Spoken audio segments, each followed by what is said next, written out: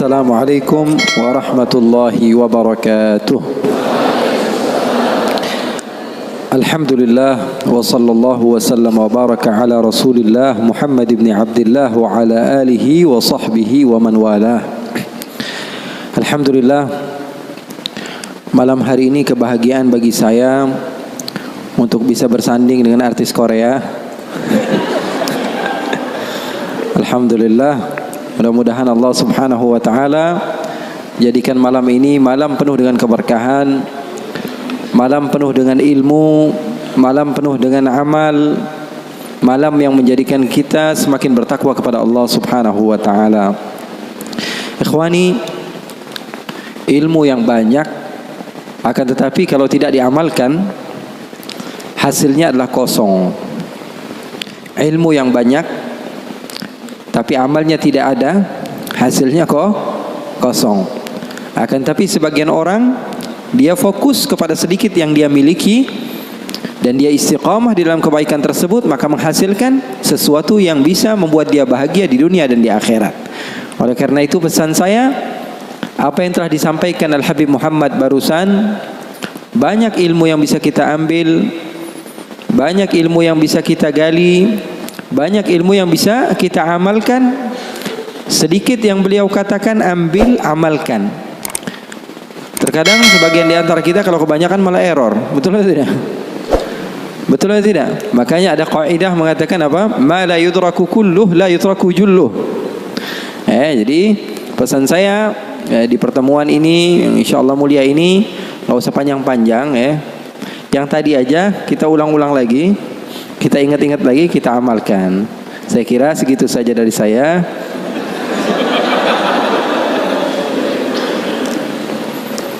Ikhwani wa akhwati yang dimuliakan oleh Allah subhanahu wa ta'ala, saya untuk ketiga kalinya ke Semarang. Saya bingung kenapa setiap bulan jadi saya ke Semarang ini.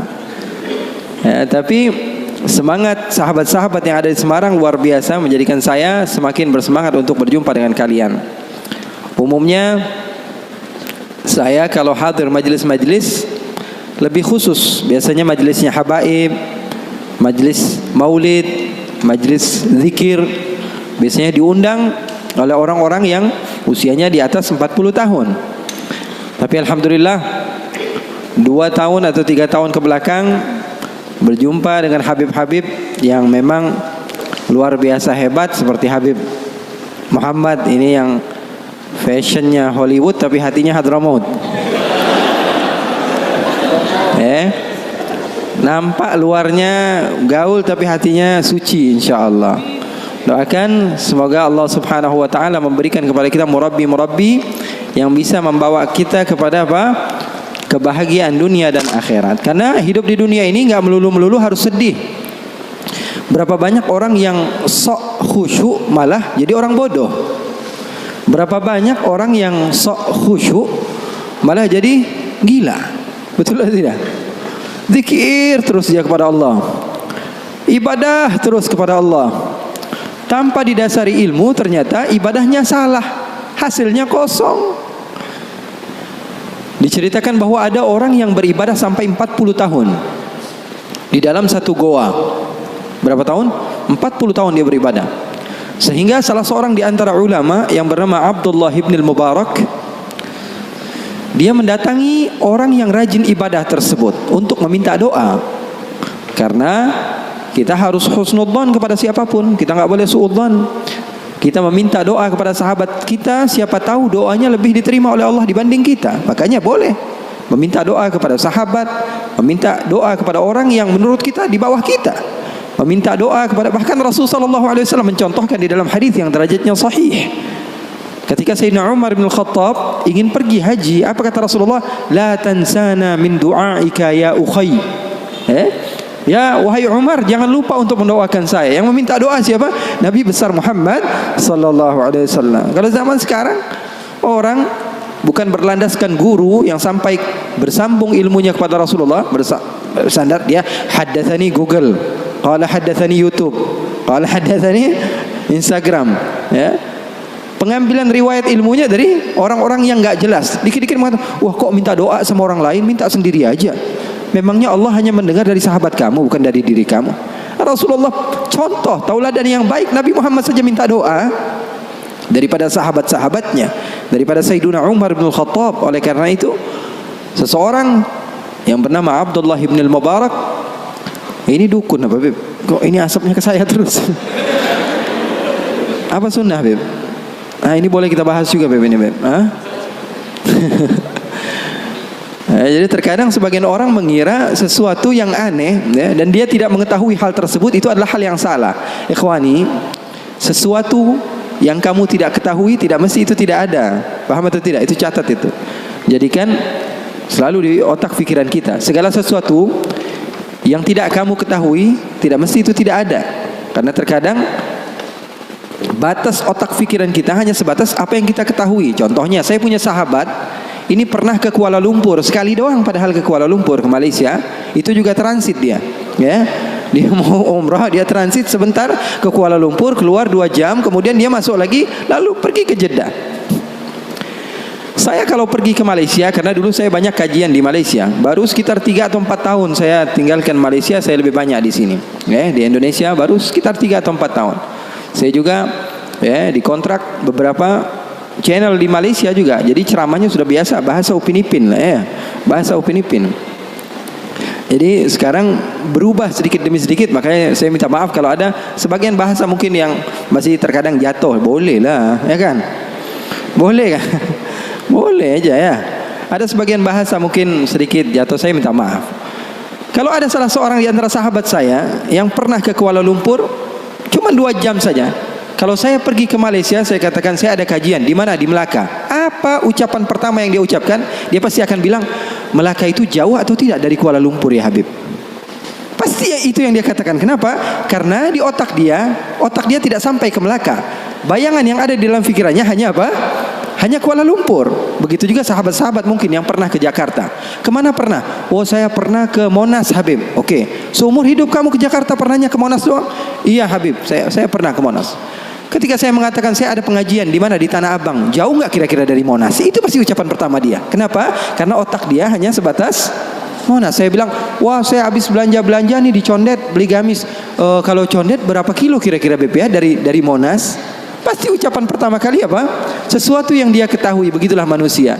Oleh karena itu, saya ingin memesankan kepada kalian bahwa tidak semua itu yang kalian tidak ketahui itu tidak ada, ya.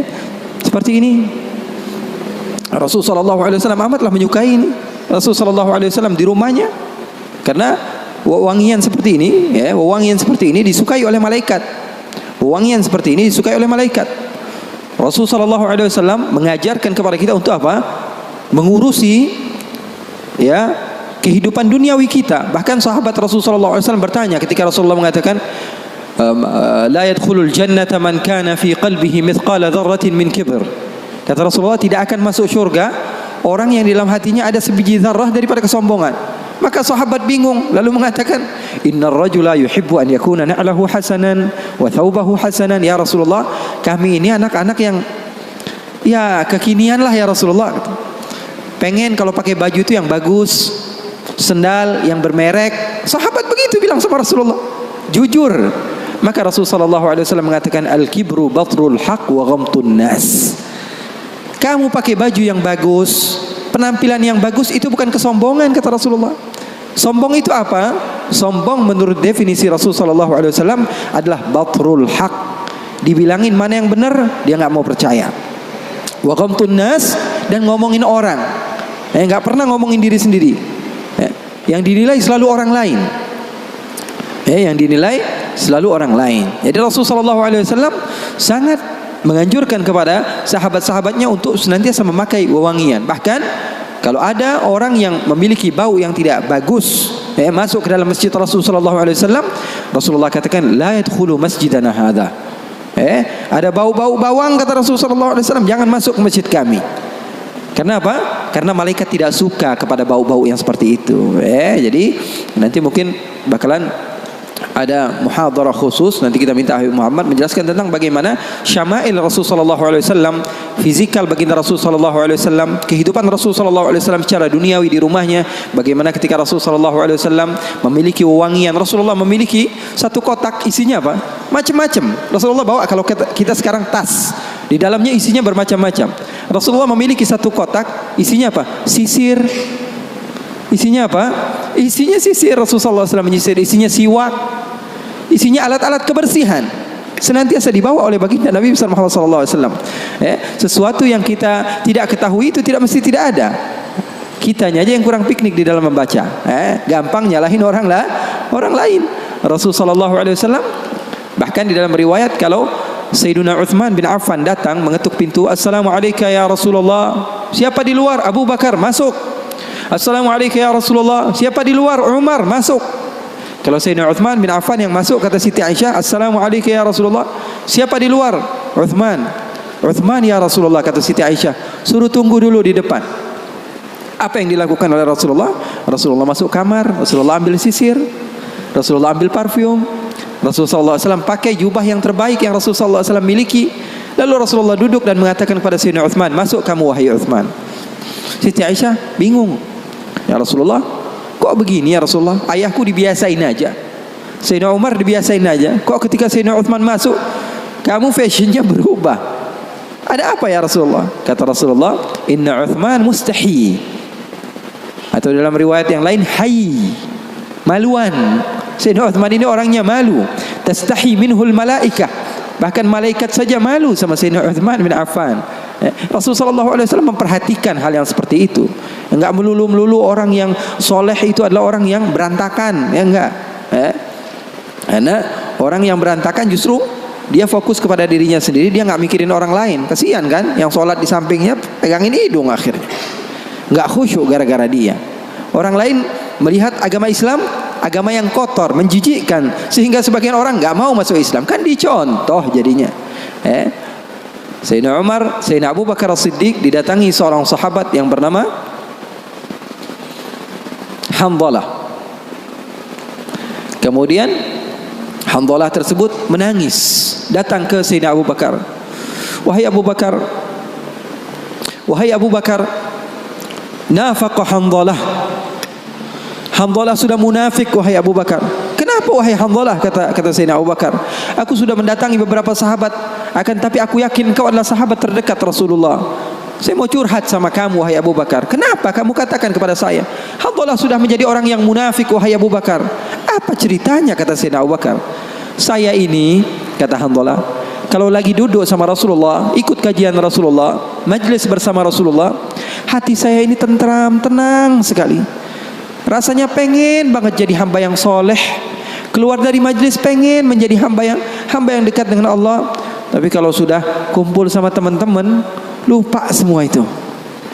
Kalau sudah megang handphone, serasa saya ini bukan hamba yang seperti yang saya inginkan tadi. Kalau saya sudah duduk di kafe sama sahabat-sahabat saya, seakan-akan saya ini bukan anak majelis lagi. Saya ini munafik. Kata Sayyidina Abu Bakar. Sayyidina Abu Bakar ngejawabnya apa? Dengan tangisan juga. Kalau begitu Abu Bakar juga munafik. Abu Bakar juga sama wahai Hanzalah, kata Sayyidina Abu Bakar. Kalau lagi di dekat Rasulullah rasanya pengen banget jadi hamba yang soleh. Kalau lagi di dekat Rasulullah SAW pengen menjadi hamba yang dekat dengan Allah. Tapi kalau sudah keluar, Abu Bakar juga begitu. Sayyidina Abu Bakar, apalagi kita. Terkadang kita dalam majelis saja otaknya di tempat lain. Maka kedua-duanya enggak berani memutuskan hukum. Datang ke Rasulullah dan Rasulullah memberikan jalan keluar. Kata Rasulullah SAW, sa'ah bisa'ah, kata Rasulullah. Wahai Abu Bakar, bolehlah kamu berikan kepada jiwa kamu, raga kamu, pikiran kamu untuk dunia sebentar, untuk berbahagia. Agama Islam itu tidak mengekang kalian hanya untuk apa? Solat saja. Karena kalau di dalam Islam hanya solat saja, tentu orang yang solatnya lebih banyak, lebih mulia dibanding orang yang solatnya lebih sedikit. Saya akan katakan orang yang solat isya'nya 8 rakaat tentu lebih hebat dari orang yang solat isya'nya 4 rakaat. Betul atau tidak? Tapi agama Islam bukan dilihat daripada banyaknya, tapi agama Islam dilihat daripada seseorang ikut akan perintah Allah dan menjauhi larangan-larangan Allah Subhanahu wa ta'ala. Agama Islam agama yang mudah. Mungkin saya pernah ceritakan kepada kalian, ada sahabat Nabi namanya Nuaiman. Siapa namanya? Nuaiman. Pernah atau tidak? Ada sebagian sahabat-sahabat mungkin pernah mendengar. Sahabat Nabi Nuaiman ini orangnya lucu. Nabi Muhammad SAW kalau sudah melihat wajahnya Nuaiman pasti tertawa. Didatangi beberapa sahabat, Rasulullah SAW melihat wajah Nuaiman, Rasulullah tersenyum. Jadi sahabat senang. Terkadang sahabat memaksa, Nuaiman datangi majlisnya Rasulullah supaya Rasulullah tersenyum. Hidup Rasulullah SAW enggak melulu khusyuk begitu, enggak. Rasulullah sering tertawa, tersenyum. Bahkan ketika Rasulullah SAW pernah suatu saat Rasulullah sedang menyendiri, keluar dari rumahnya, duduk sendirian. Datang Sayyidina Abu Bakar. Assalamualaikum ya Rasulullah. Di depan ada seseorang hamba sahaya Rasulullah namanya Anjashah Al-Abdul Aswad. Hamba sahaya Rasulullah, orang hitam. Kalau Rasulullah SAW lagi nggak di rumah, biasanya dia yang jagain Rasulullah.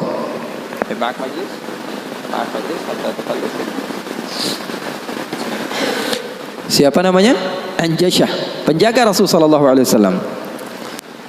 Maka Rasulullah SAW duduk ketika itu sendiri. Abu Bakar datang, izin, Anjashah boleh atau tidak saya masuk? Kata Rasulullah, siapapun mau masuk silahkan masuk.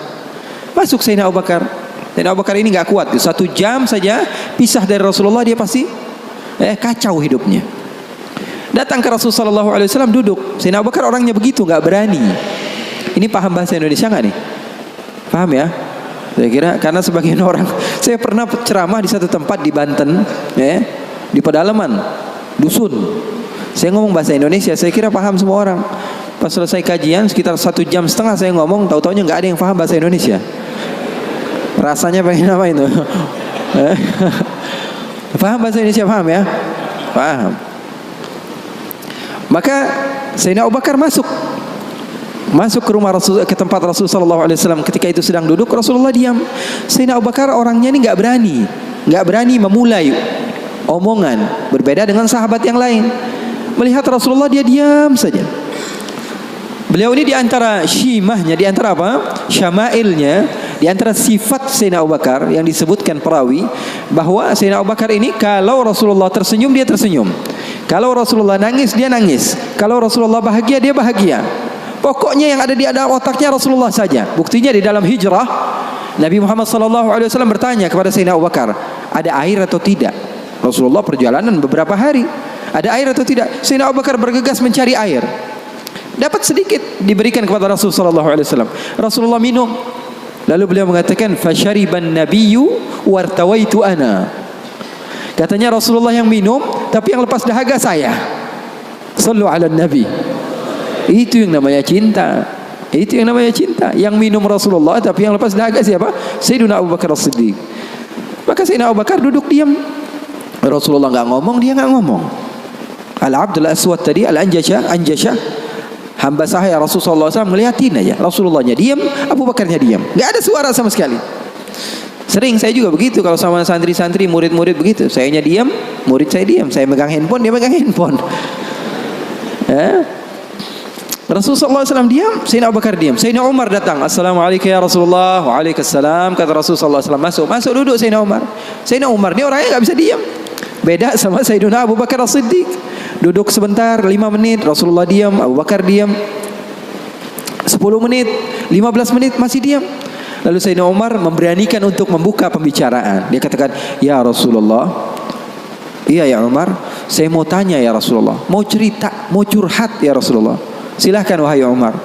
Saya punya istri di rumah ya Rasulullah. Ceritanya istri, udah dikasih uang belanja masih kurang aja. Sudah dicukupi keperluannya, masih saja marah-marah.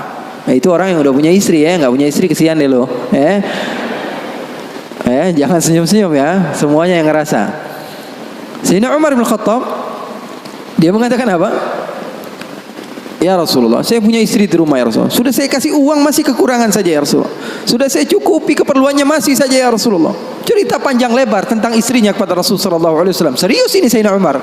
Rasulullah ketika mendengar Sayyidina Umar mengatakan hal yang sedemikian rupa, Rasulullah tertawa. Rasulullah tertawa. Yang tadinya Rasulullah SAW sedang bersedih, sedang sumpah, sedang boring. Rasulullah SAW tertawa. Sayyidina Abu Bakar tertawa juga. Sayyidina Abu Bakar tertawa, Rasulullah tertawa. Sayyidina Umar bingung. Saya lagi cerita sedih kok malah ketawa semua. Ya Abu Bakar, kalau kamu tertawa saya tahu karena Rasulullah tertawa. Rasulullah tidak tertawa kecuali engkau tertawa. Lalu engkau ya Rasulullah kenapa kok tertawa ya Rasul? Kata Rasulullah apa? Saya ini dari tadi menyendiri di sini gara-gara sumpek. Kenapa? Wahai Umar, sama seperti kalian. Sebabnya siapa? Dua anak kalian, kata Rasulullah SAW. Faham atau tidak?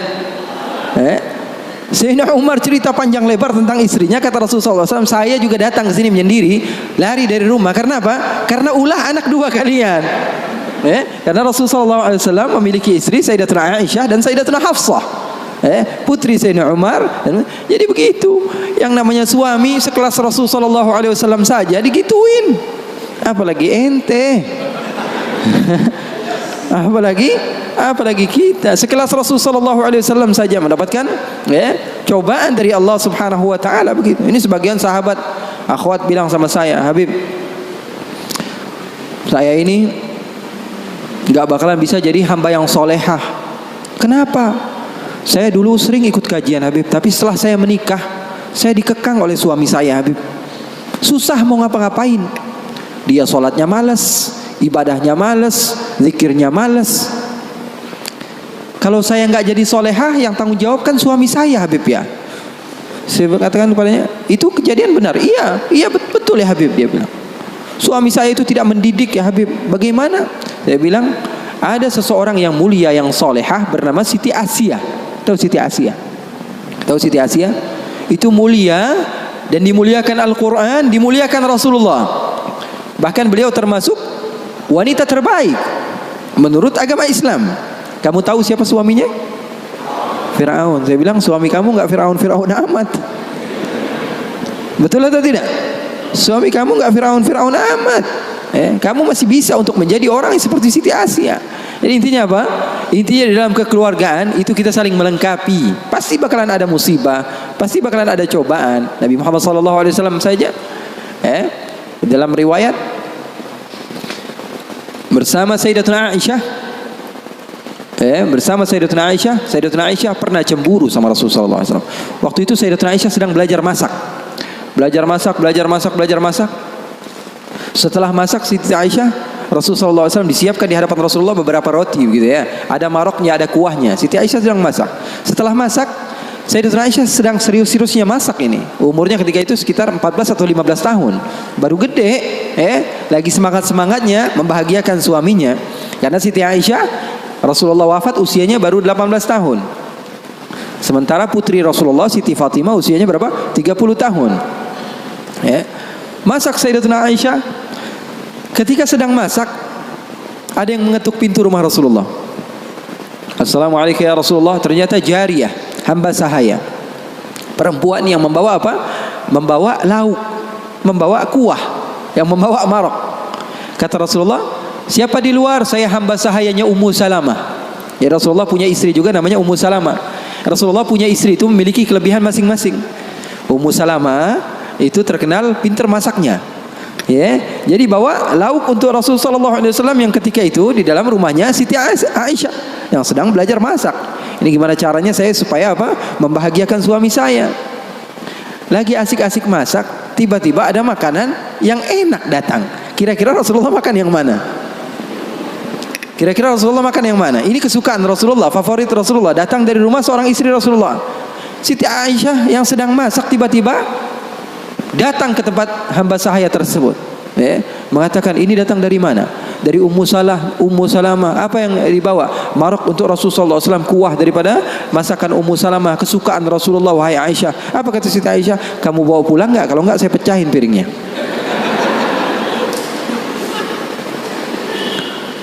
Yang jadi masalah di hadapan beliau Siti Aisyah ketika itu ada Rasulullah. Kalau ngomongnya hanya berdua saja mungkin biasa, tapi cewek tuh lihat tuh bahayanya cewek. Inna kaidakunna azim, kata Allah. Sesungguhnya tipu daya muslihat perempuan itu azim. Allah yang bilang. Sementara muslihatnya syaitan kata Allah Subhanahu wa taala dhaif, lemah. Di dalam Al-Qur'an kalian baca, betul belum? Setan Allah Subhanahu wa taala sifatkan tipu muslihatnya itu sangatlah lemah, tipu dayanya. Tapi kalau perempuan, inna kaidakunna azim, kata Allah Subhanahu wa taala. Bukan berarti bahwa perempuan itu begini dan begitu, enggak. Memang udah bawaannya begitu. Begitu. Makanya orang yang paling sabar dengan istrinya pahalanya paling besar. Orang yang paling bukan curhat ini ya. Orang yang paling sabar dengan istrinya pahalanya besar di sisi Allah. Bahkan ada seorang wali di negeri Hadramaut ditanya, kenapa kamu bisa soleh seperti ini? Kamu mendapatkan maqam yang tinggi di sisi Allah. Kenapa? Karena sabarnya dia sama istrinya. Setiap hari diomelin sama bininya. Setiap hari diomelin sama istrinya. Maka Siti Aisyah mengatakan, kamu bawa pulang atau tidak? Kalau tidak saya pecahkan di sini juga. Bingung ini. Hamba sahaya pulang diomelin istri Rasul, nggak pulang diomelin istri Rasul. Nggak enak kan? Jadi begitu. Kalau dia pulang diomelin Ummu Salamah, nggak pulang diomelin Siti Aisyah. Akhirnya galau dia, diam aja di situ. Rasulullah ngeliatin, ini mau ngapain ini Aisyah ini? Ternyata benar, diambil sama Siti Aisyah dan dilempar makanan tersebut di hadapan Rasulullah. Maka takut itu hamba sahaya dan dia pun pulang. Siti Aisyah mengatakan, ya Rasulullah, enggak lauk di sini, enggak lauk dari situ. Maksudnya apa? Enggak ada lauk. Sekarang makan siang enggak ada lauk. Ini enggak, itu enggak, kata Rasulullah. Kata Siti Aisyah. Siti Aisyah pergi. Lalu Rasulullah SAW menunjukkan kepada kita akan arti cinta.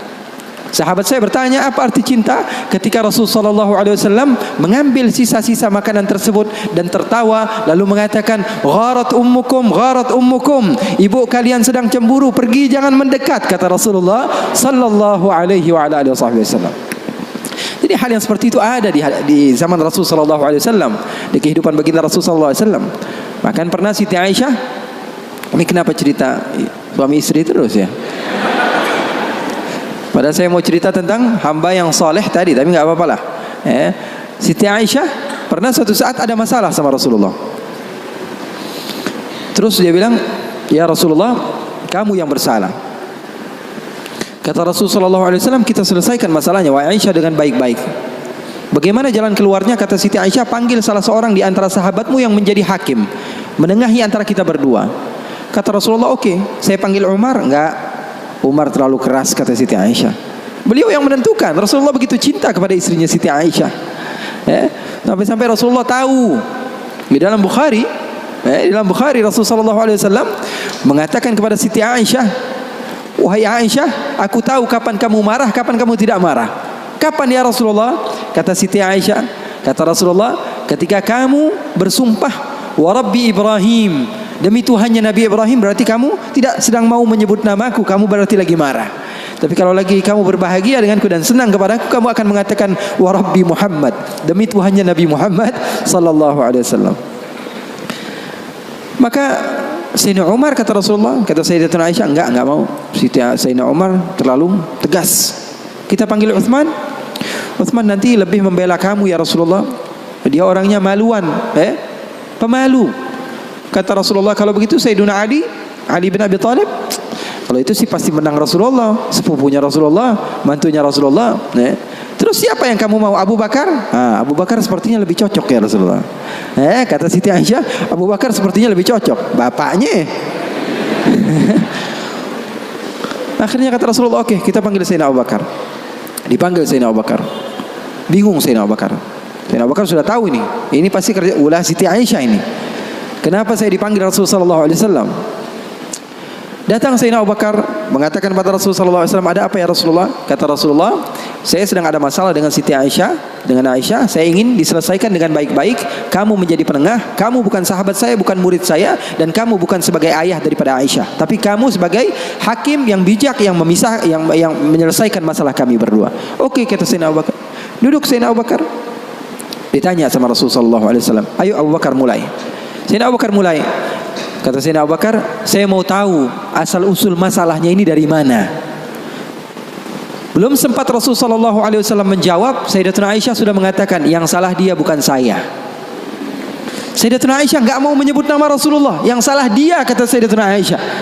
Marah Sayyidina Abu Bakar, berdiri mau dipukul Sayyidatuna Aisyah.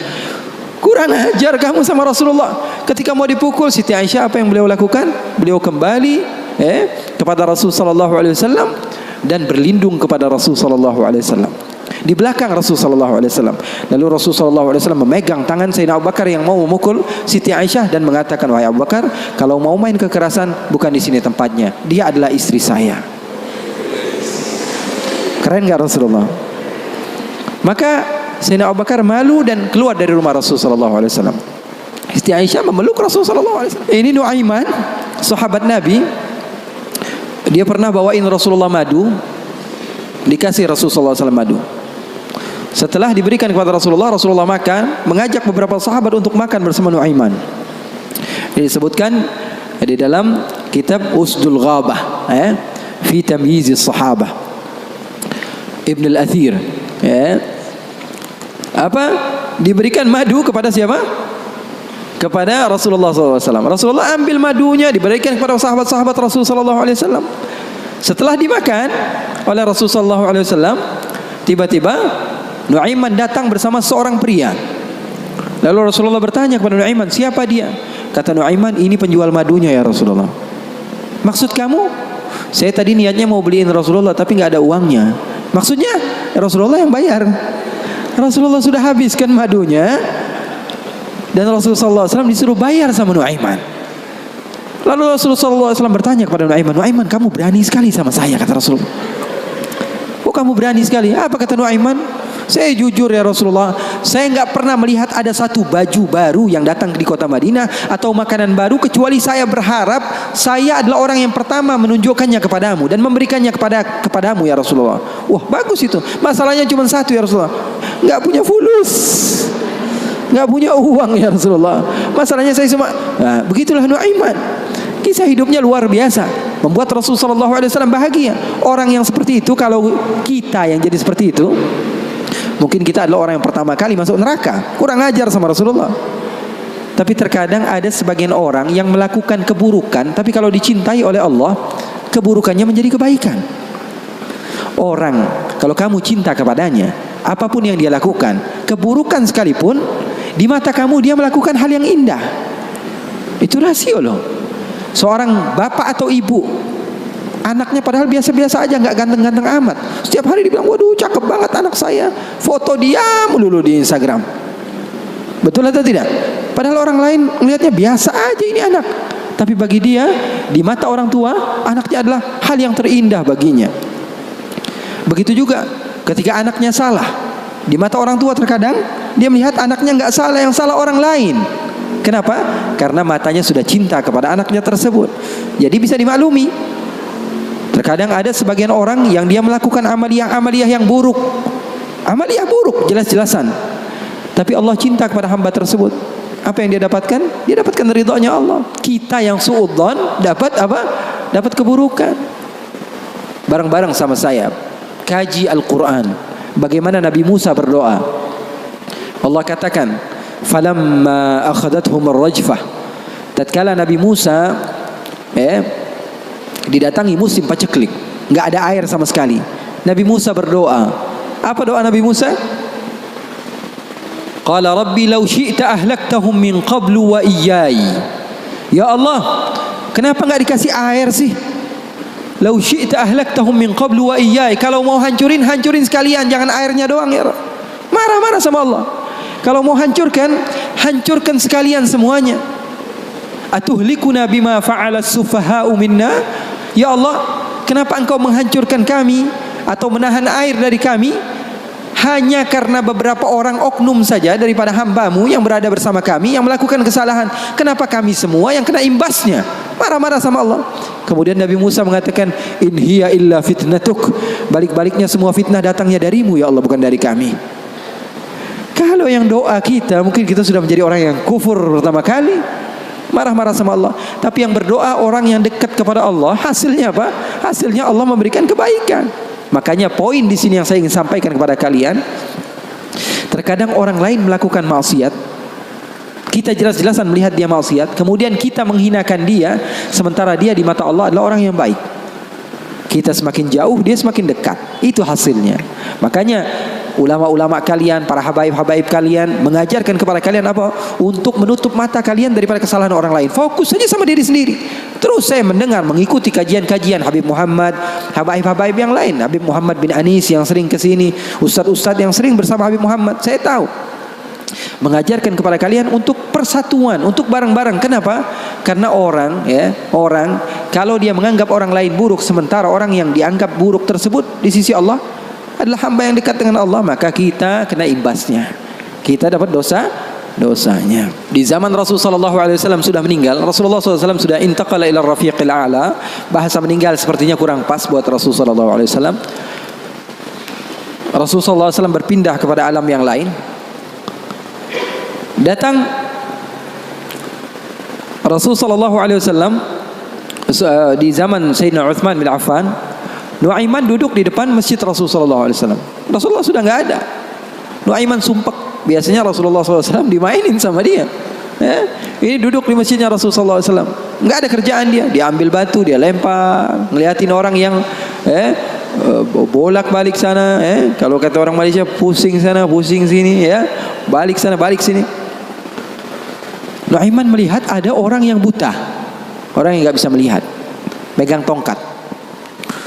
Jalan, dia pusing sana, pusing sini, balik sana, balik sini. Nuaiman, saya lagi sumpek, ini orang bikin tambah sumpek. Dipanggil sama Nuaiman, hei buta, kemari kamu. Ini Nuaiman gak bisa ngelihat orang kecuali dikerjain. Itu Nuaiman, gak bisa ngelihat orang kecuali kerjain. Tapi dia dicintai oleh Allah. Susah kan, kalau Allah udah cinta. Makanya cari cinta Allah, bukan cari surganya Allah. Cari ridha Allah, jangan cari surganya Allah. Surga itu makhluk, tapi ridhanya Allah, cintanya Allah itu yang paling mahal. Nuaiman akhirnya dipanggil buta. Buta, kamu kemari. Kenapa, kata si buta? Saya ini pusing, saya lagi sumpek, ngeliat kamu tambah sumpek, kata Nuaiman. Saya ini bukan mau bikin sumpek orang, kata si buta. Lalu apa yang kamu ingin lakukan? Saya ini dari tadi cari toilet, saya kebelet, kata si buta. Saya bersama anak saya yang biasa membawa saya, tapi anak saya sekarang sedang pergi ke pasar. Saya tidak tahu di mana dia. Saya sudah nggak kuat. Kata Nuaiman, oh kamu cari toilet, bilang dari tadi, nanti saya bantu, kata Nuaiman.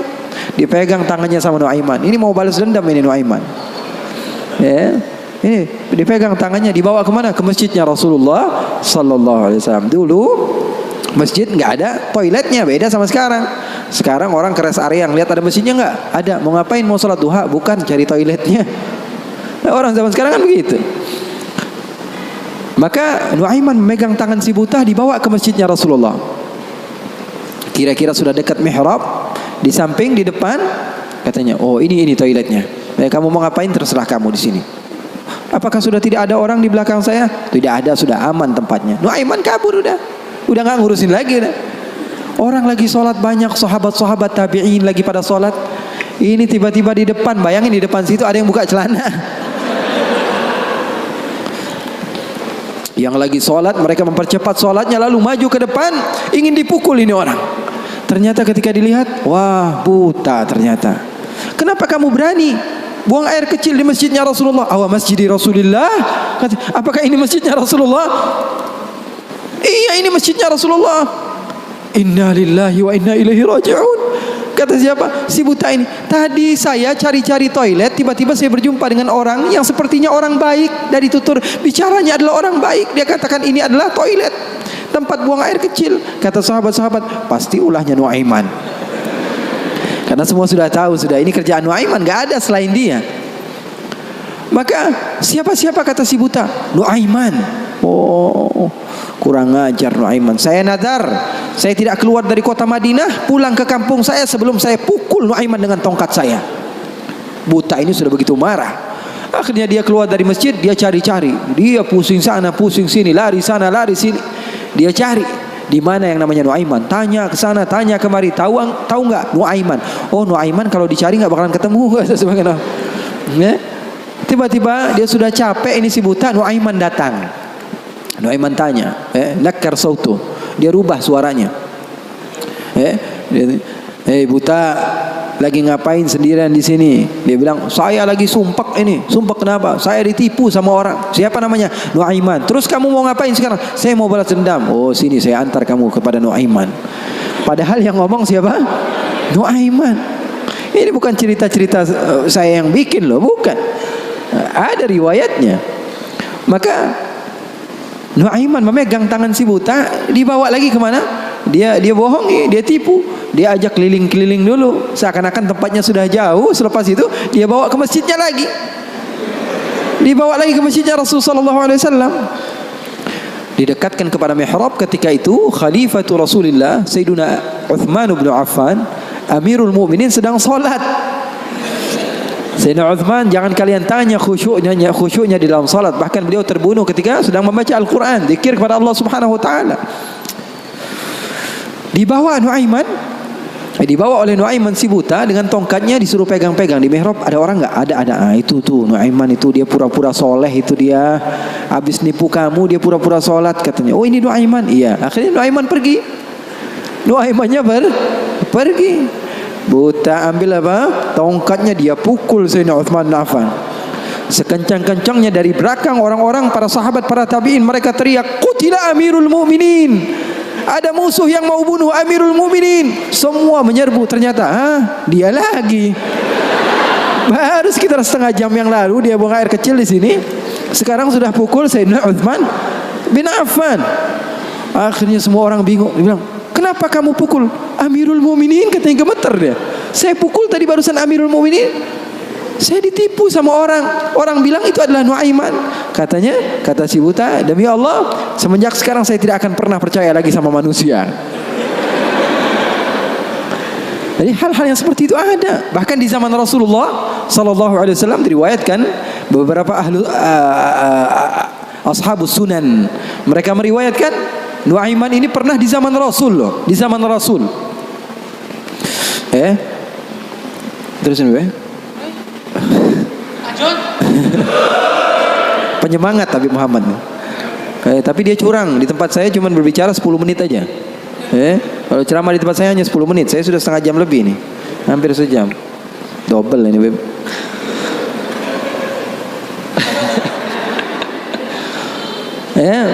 Nuaiman di zaman Rasulullah SAW, Sayyidina Abu Bakar ini banyak rihlah, banyak pergi kemana-mana, pergi ke Syam untuk berdagang, berbisnis. Suatu saat Sayyidina Abu Bakar datang ke Rasulullah mengatakan, ya Rasulullah, saya mau izin. Izin apa wahai Abu Bakar? Saya mau ajak Nuaiman ini ikut saya berbisnis ke negeri Syam, ke luar negeri ini, bikin paspor Nuaiman. Keren, ke daerah lain, ke Syam. Kata Rasulullah, ya sudah, bawa saja Nuaiman, enggak apa-apa. Sahabat Nabi izin dulu sama Rasulullah. Dibawa Nuaiman. Dibawa Nuaiman bersama beberapa orang yang ikut. Biasa Sayyidina Abu Bakar kalau berbisnis, berdagang ke negeri Syam, dia bawa rombongan yang banyak. Di antaranya tadi Nuaiman. Nuaiman dibawa. Sesampainya di negeri Syam, semua dibagi tugasnya oleh Sayyidina Abu Bakar. Kamu berdagang, kamu membeli, fulan bin fulan, semuanya mendapat apa? Tugas dari Sayyidina Abu Bakar. Ada seseorang di antara sahabat Sayyidina Abu Bakar, namanya Huwaitib.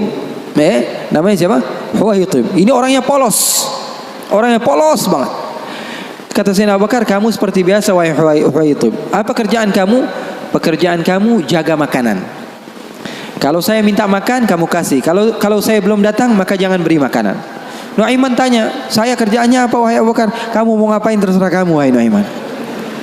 Yang penting kamu hadir bersama-sama. Rasulullah SAW dan sahabatnya itu manhaj mereka, nggak melulu serius aja.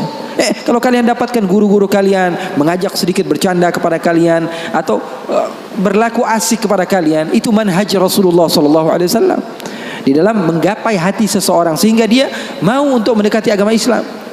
Ini enggak, dikit-dikit matanya melotot, melihat ke kanan bilang sesat, ngelihat ke kiri dibilang sesat, ini orang salah, ini orang enggak betul, ini orang enggak baik. Enggak, Rasulullah enggak begitu. Rasulullah SAW penuh dengan kebijakan. Enggak juga Rasulullah SAW ngegampangin. Wah, ini boleh, yang ini boleh, yang ini boleh, semuanya boleh. Enggak juga, ada batas-batasannya. Makanya kalian beruntung di dalam satu manhaj, la ifrat wa la tafrid. Enggak berlebih-lebihan, nggak kekurang-kurangan.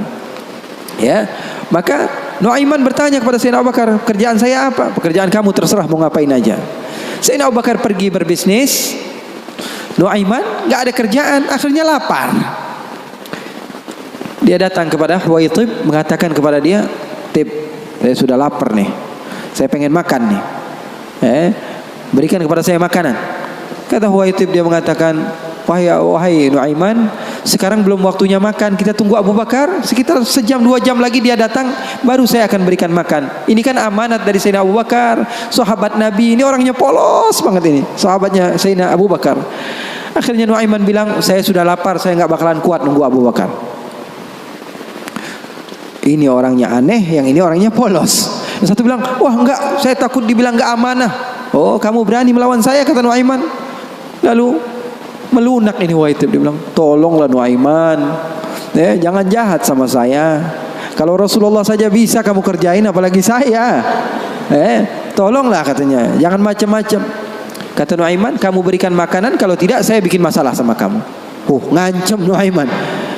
Akhirnya dia mengatakan, waduh gimana ini? Ini amanat dari Abu Bakar, sudah terserah kamu. Yang terpenting saya tidak akan berikan makanan sehingga Abu Bakar datang. Kamu mau ngapain terserah kamu. Akhirnya Nuaiman bilang, wah nantang saya, kata Nuaiman. Apa yang dilakukan Nuaiman? Nuaiman pergi ke pasar. Dia cari tempat penjualan hamba sahaya. Dia lihat, wah ini hamba sahaya jual, berapa harganya? 300 dirham. Yang ini berapa? 300 dirham. Yang ini berapa? 300 dirham. Wah, dia bilang, mahal-mahal ya hamba sahaya di sini, kata.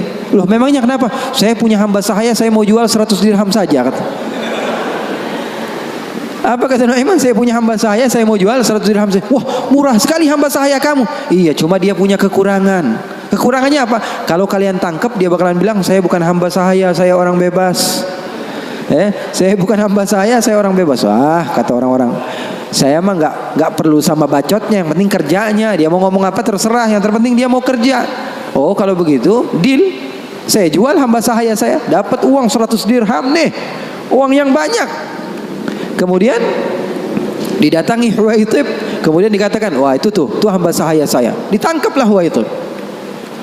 Teriak-teriak dia, saya bukan hamba sahaya, saya orang merdeka. Kata yang beli, kami udah tahu ini kekurangan kamu. Nuaiman tuh cerdasnya, pinter otaknya. Akhirnya dibawalah ini orang ke pasar dan dijual di pasar. Itu sahabat Nabi padahal dimainkan sama Nuaiman. Nuaiman ambil uangnya, dia beli makanan, beli baju, belanja dia, shopping akhirnya. Dia beli peralatan-peralatan segala macam, dia pulang akhirnya. Sayyidina Abu Bakar tanya, mana ini Huwaitib, katanya. Mana kok nggak ngasih makanan sama sekali? Di mana dia pergi? Kata Nuaiman, udah aneh jual. Jujur lagi dia, udah. Di mana ente jual? Salah sendiri katanya. Saya minta makan nggak dikasih makan, akhirnya aneh jual. Ketawa Sayyidina Abu Bakar. Di mana kamu jual? Ayo kita pergi ke dia.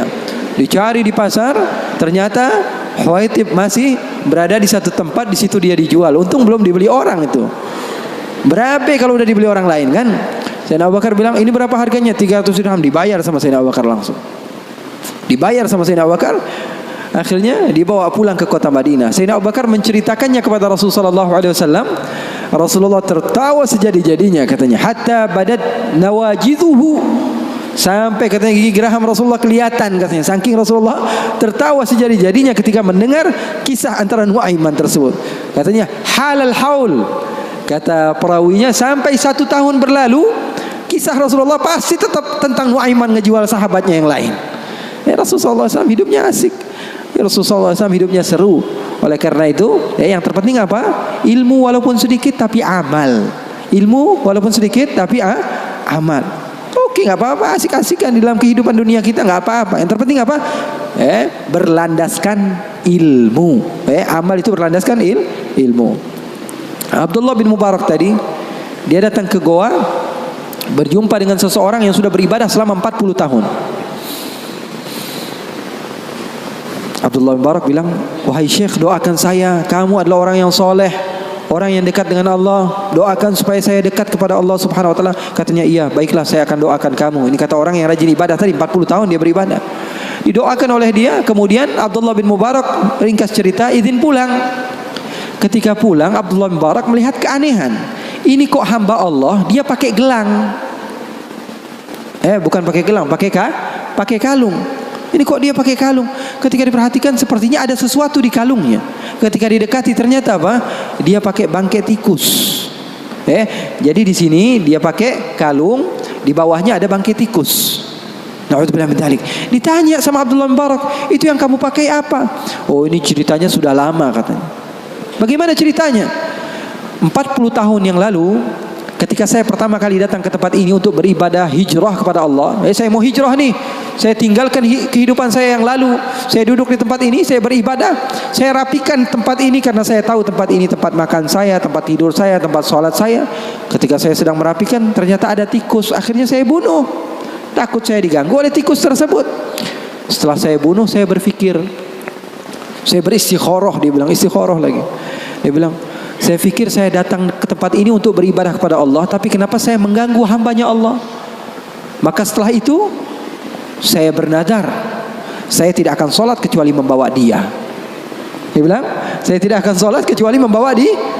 Dia bingung, Abdullah bin Mubarak, kamu tidak tahu bahwa bangkai ini ada sesuatu yang najis, sholat kamu bisa menjadi tidak sah.